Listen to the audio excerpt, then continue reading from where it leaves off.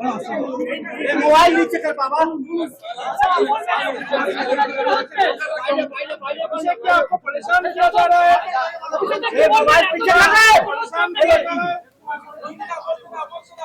अरे भाई मोबाइल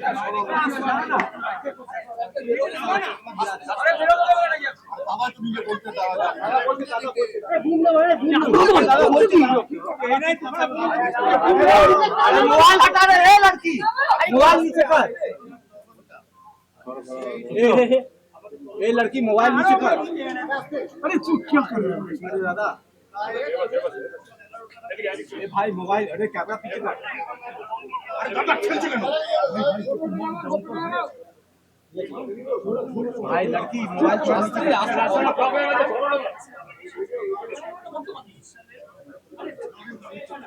अरे नहीं कैमरा पीछे कर पीछे कर रहे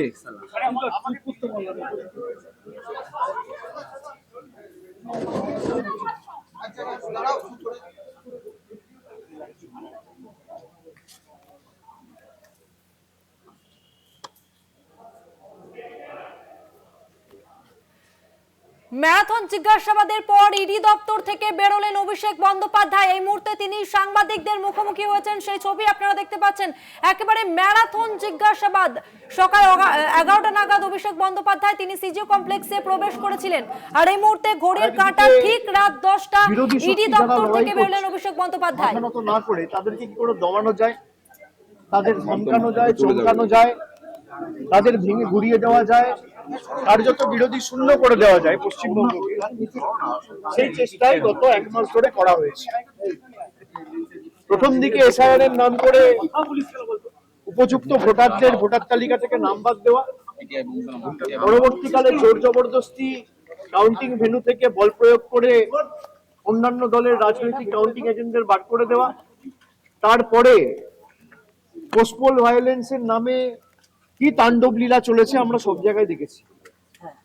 বিরোধীরা যাতে বিরোধী দলনেতা স্বীকৃতি না পায় সেই নিয়ে ষড়যন্ত্র, কনস্পিরেসি, দল ভাঙানো, এমপি ভাঙানো, এমএলএ ভাঙানো, এইসব করে কোনো লাভ নেই।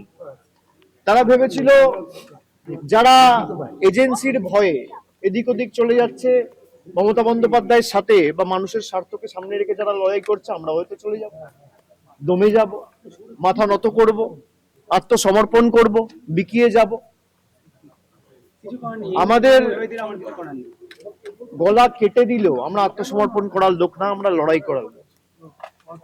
আমাকে যতবার ডেকেছে আমি বিগত দিনেও এসেছি, আমি আগামী দিনেও আসবো।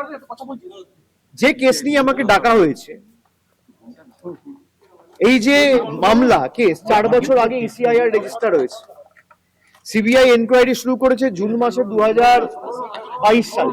একটু পিছানা ভাই। তৎকালীন শিক্ষামন্ত্রী পার্থ চট্টোপাধ্যায় গ্রেপ্তার হয়েছিলেন জুলাই মাসে। যারা যারা গ্রেপ্তার হয়েছিলেন কেউ আজ পর্যন্ত এখন আর কাস্টাডিতে নেই, সব বেল পেয়ে গেছে। কোনো সুরাহা হয়নি।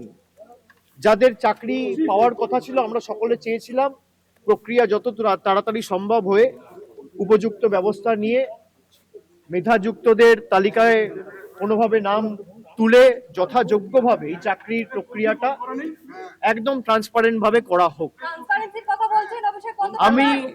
আমি আমার মতো করে চেষ্টা করেছি।